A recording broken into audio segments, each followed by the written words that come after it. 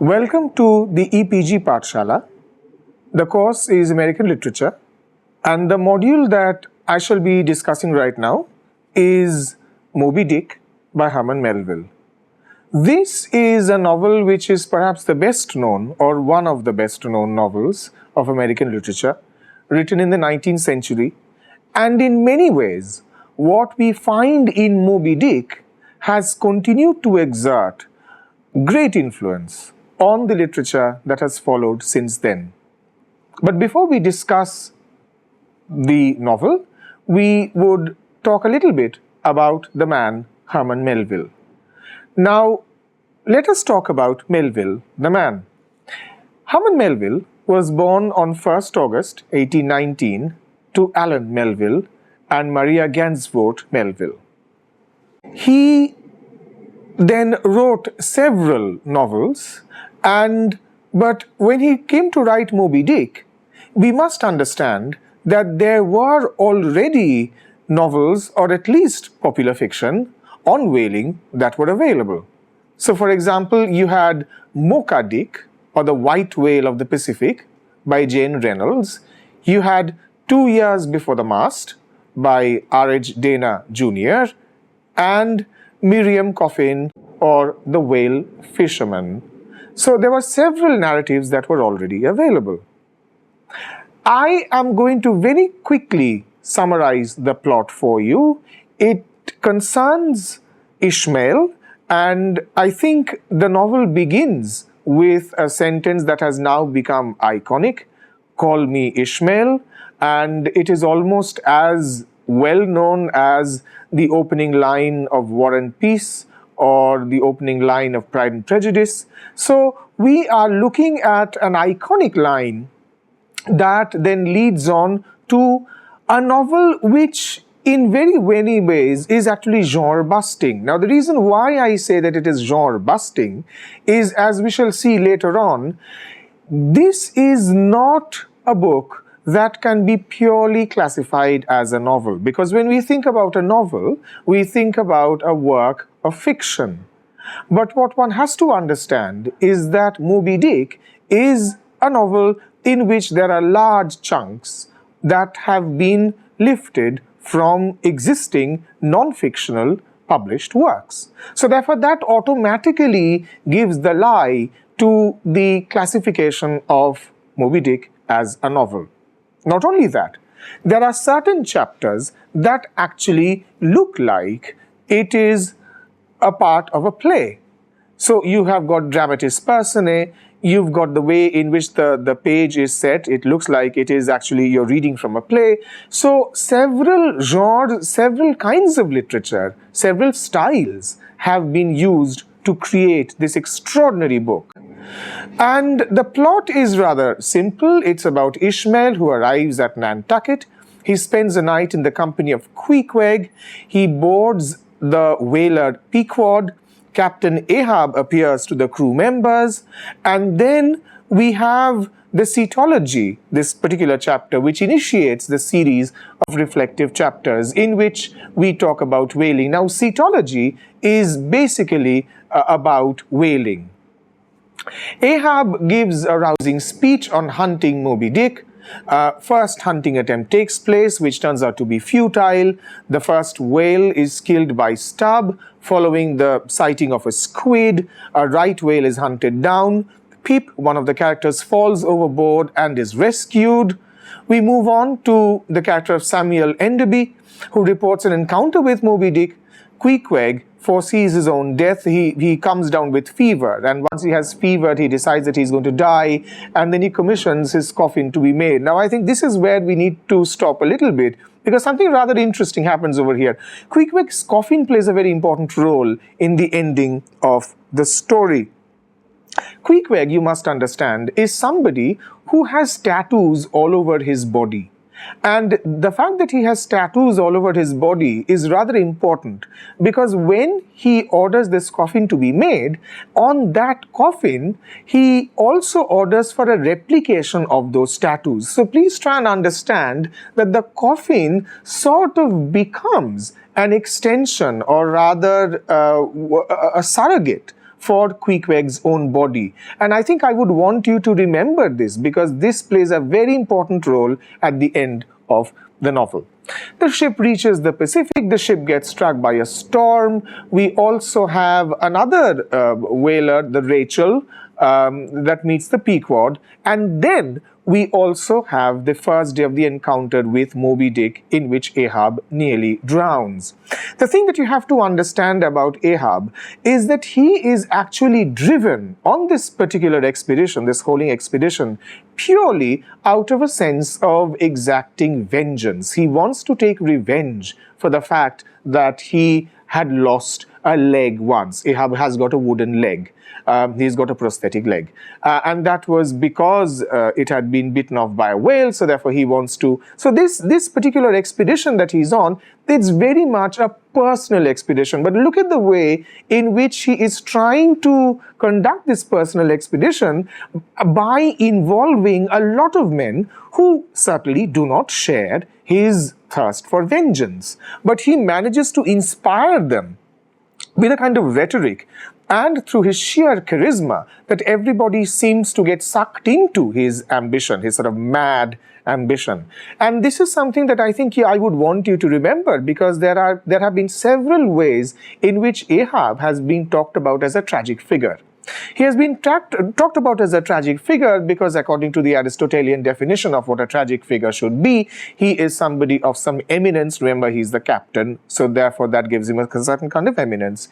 He is also clearly charismatic. His fate is intricately tied up with the fate of those people who are under him.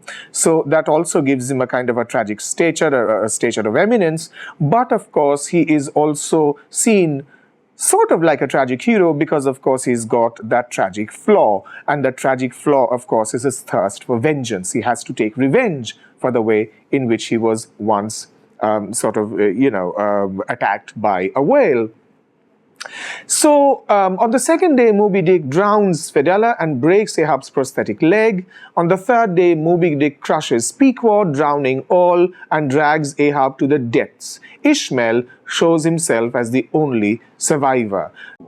I think we need to stop a little bit and talk about the way in which the novel ends. The novel ends when Ishmael has been washed safely back to shore. So everybody else in Pequod dies except for Ishmael. And how does Ishmael survive? He survives because he floats on the coffin that was meant for Queequeg. Remember that the coffin actually has the tattoos that were replications of the tattoos on Queequeg's body. So exactly what is the message that is being sent out over here?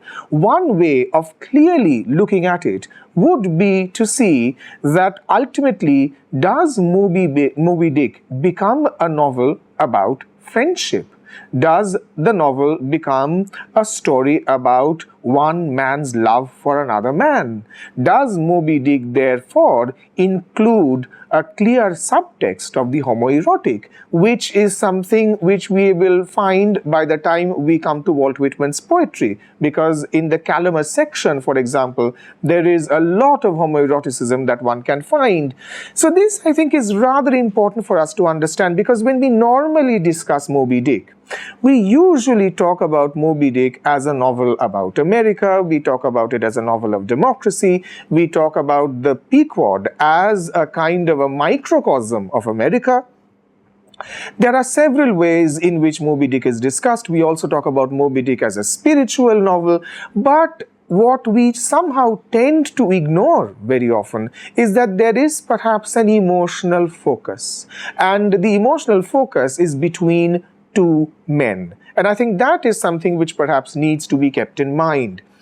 As I have told you before, the sheer scale of this extraordinary work needs more attention. First, the loftiness of the theme. It is a very grand theme.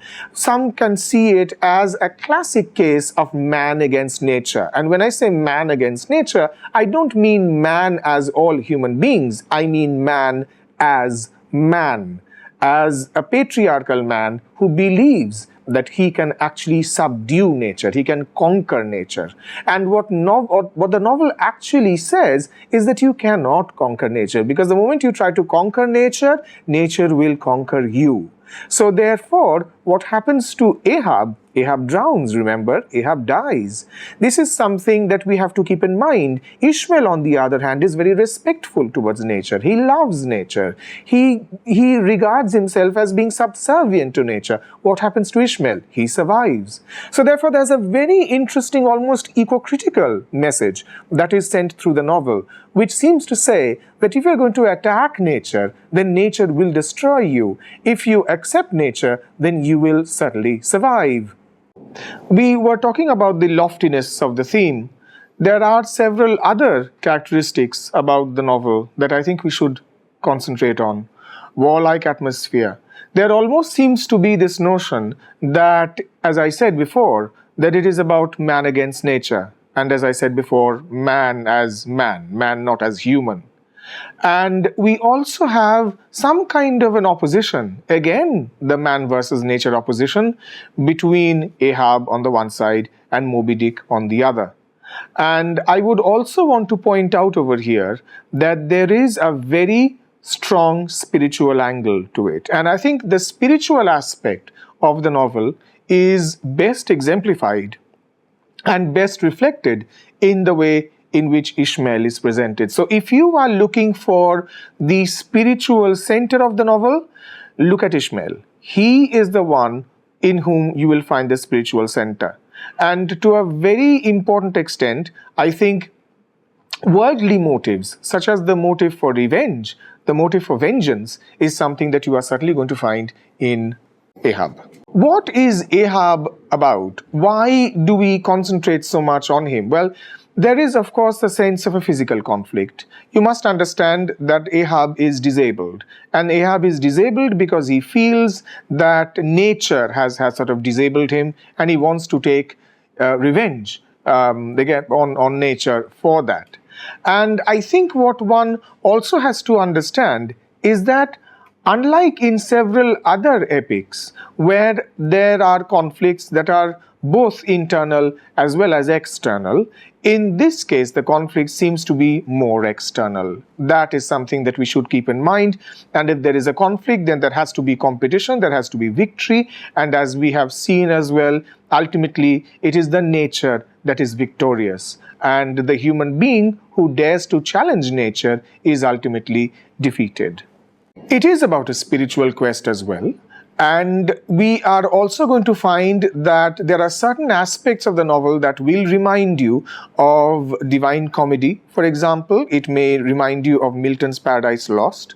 There are certain parts of the novel that are extremely reflective. These reflective parts of the novel are most often carried forward or are embodied or are dramatized by Ishmael. And of course, it is the reflective person who actually survives. The person who is incapable of reflection perishes. So here, the kind of knowledge that is being talked about is basically the knowledge of humility. If you are humble, then you are going to survive. If you lack humility, if you have hubris, which is again one of the tragic flaws, then you are going to perish. Now, there are several ways in which Melville enriches the novel. I have already talked about the way in which Melville uses a lot of material that is non-fictional. He uses huge tracts from writings on cetology, which is the knowledge of whaling, knowledge of whales. And one also finds over here that there is always this tension in the novel between the reflective and the forceful. The reflective aspect embodied by Ishmael and the forceful aspect, of course, embodied by Ahab. I think what one really should keep in mind when one is talking about Ahab is that, like various tragic characters, like various tragic heroes, in fact, one can actually say that Ahab is mad. There is a certain madness about Ahab. And that madness of Ahab is monomaniacal. He is extremely sort of single-minded in his pursuit of revenge, and he's monomaniacal, and he's also very egomaniacal and very dictatorial, in the sense that he believes that it is only he who has the supreme power. So he very much takes himself seriously as the leader, as the one who commands, as the one who is ultimately the person who has the most power. And I think it is this sort of sense of almost invincibility on the part of Ahab, that he somehow can't be defeated anymore, that he will actually ultimately be able to exact his revenge, which is really where the tragedy strikes, which is that he is unaware of how weak he actually is. You must understand that for the historical context of whaling, there is a lot of information that's available. So in New Bedford, Nantucket, New London, Sag Harbor, these were the ports for whaling ships. Between 1848 to 1851, when the novel was being written, there were 638 vessels in whale trade. In 1844, for example, the total income from whaling was estimated at 120 million pounds. So therefore, it is a lot of money, and whaling was clearly a very, very popular activity at that time, and a very lucrative one as well. I think there has been a lot of literature that has been written on the fact that this whaler, Pequod, is seen as the microcosm of the United States of America. And also this quest, this mad rush into the ocean is also seen as embodying a kind of American dream, because many people have also read it as ambition. As an act that sort of dramatizes ambition. So that is something that one also has to keep in mind. Remember that whaling was a very lucrative activity, so therefore this also ties in with the economic prosperity which was preoccupying America at that time. And there is also this notion that you can read the narrative as being very, very critical, because you remember that ultimately this mad rush for economic prosperity, this mad rush towards vengeance, it brings about destruction. So therefore, is there a kind of a message of caution? Is there a note of caution that perhaps Herman Melville is signaling in the novel? Melville was also talking about, or at least he was reflecting, and he was also reflecting the distrust of the democratic promises that American society had. He had a distrust that he had learned from those that David S. Reynolds calls the radical Democrats. Now, these radical Democrats were people like George Lippard, H.H. Dugan, George Foster, George Thompson. And these radical Democrats blamed the hypocrisy of social leaders and in turn highlighted the ambiguous notions of criminality in society. One should also look at the way in which Melville's unconventional attitude towards social morals is also something that needs to be reflected upon. Temperance, anti-Catholicism, anti-slavery, anti-war, these were stances of the reformers that matched Melville's. Especially in debunking racial prejudices, Melville shows an abolitionist's fair-mindedness. The Puritan imagination of the reformers and their metaphorical language did have its bearing also on Melville's writing. What one really also needs to reflect upon is exactly what is the function of the character of Queequeg. Now, Queequeg is clearly somebody that could very well have been inspired by Melville's own adventure, because you must remember that in July 1848, Melville had spent 3 weeks on the Marquesas Islands, with the Teepee tribe. And I think Melville developed a kind of sympathy, he developed a kind of understanding for the islanders that he otherwise wouldn't have had. And this insight into the life of so-called savage can be seen to have gone into the characterization of Queequeg. And Ishmael, of course, very famously proclaims that he shall prefer a sober cannibal to a drunk Christian. Now, I think we should reflect a little bit about this concept of the cannibal, because it was popularly believed that the people of the Marquesas, they were cannibals. And this is something that Melville, towards the early part of his career, perhaps flirted with a little bit. He was also perhaps adding fuel to the fire of this conception that these were cannibals. But of course, there is no evidence of that having been the case. This was another case of exoticizing a people, of stereotyping a people, of basically constructing an identity that is constructing the other. And I think the other point that needs to be talked about is that the traumatic experience of Pip can be seen as a reflection of the fate of the African Americans in America following the abolition. So Queequeg and Pip can live as free men. They are nonetheless subjected to industrial slavery alongside the white workers. Now, as I have told you, there have been several occasions before. We can look at publications from 1832 all the way till, say, 1848 of publications that happened regarding whaling, regarding whales. So when Herman Melville was writing Moby Dick, he was clearly part of this industry where a lot of literature on whales and on whaling was encouraged, and there was clearly a market for this kind of novel.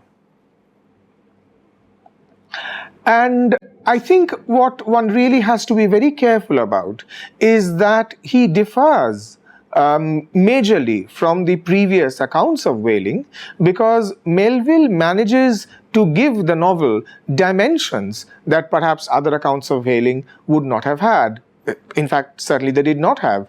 So his aim has been, or it was, to correct through a truer account the true imaginary portraits of whales, which even down to the present day confidently challenge the faith of the landsmen. So he was trying to provide an account as authentic as possible, but he clearly was at pains to ensure that it wasn't just a non-fictional account about whaling. He had managed to put in a lot of spiritual angles, a lot of political angles, a lot of cultural angles into an account. So it wasn't just a straightforward narrative about whaling.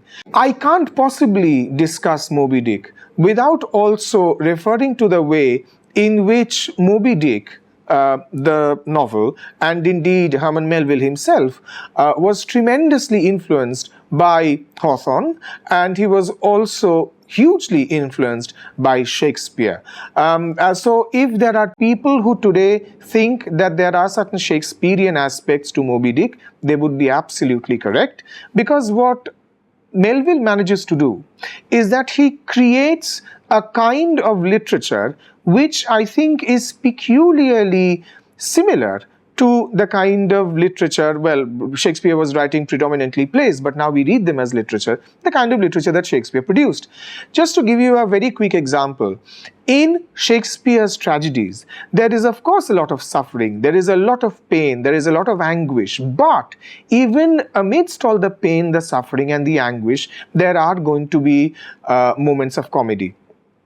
There are going to be moments of humor. There are going to be moments of laughter. So Shakespeare himself was completely debunking the notion of the pure genre. He was not interested in writing a pure tragedy. He was not interested in writing a pure comedy.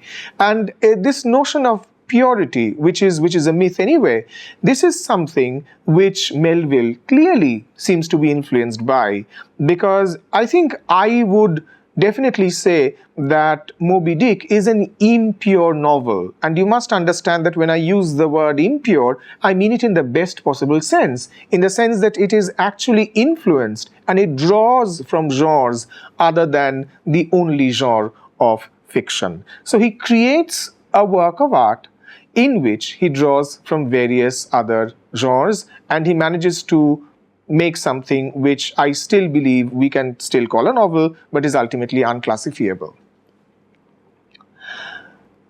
Another of Melville's influences was, of course, Rabelais. Now, Rabelais' Gargantua and Pantagruel was also of tremendous interest to Melville. And of course, since I was just talking about the presence of comedy, well, this is where Rabelais' Gargantua and Pantagruel, of course, come in very major way, because, of course, those are hilarious, comic, funny texts, big texts. So clearly, he was drawing from that too. And so, in order to conclude my discussion of Moby Dick, I would simply say that it is basically about the way in which Moby Dick manages to be a literature, to be a fiction, to be a novel, which transcends generic boundaries. It transcends generic boundaries. It goes where fiction had not gone before. There have been other attempts at producing this kind of writing, but I don't think nothing has ever surpassed Moby Dick as far as the sheer scale of it is concerned.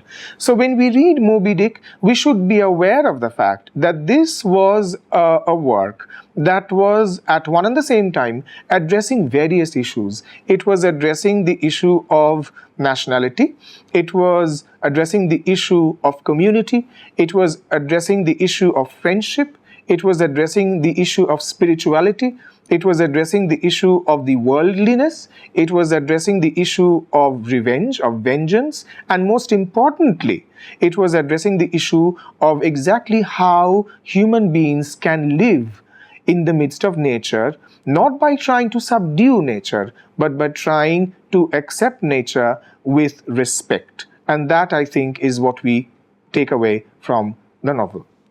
Thank you.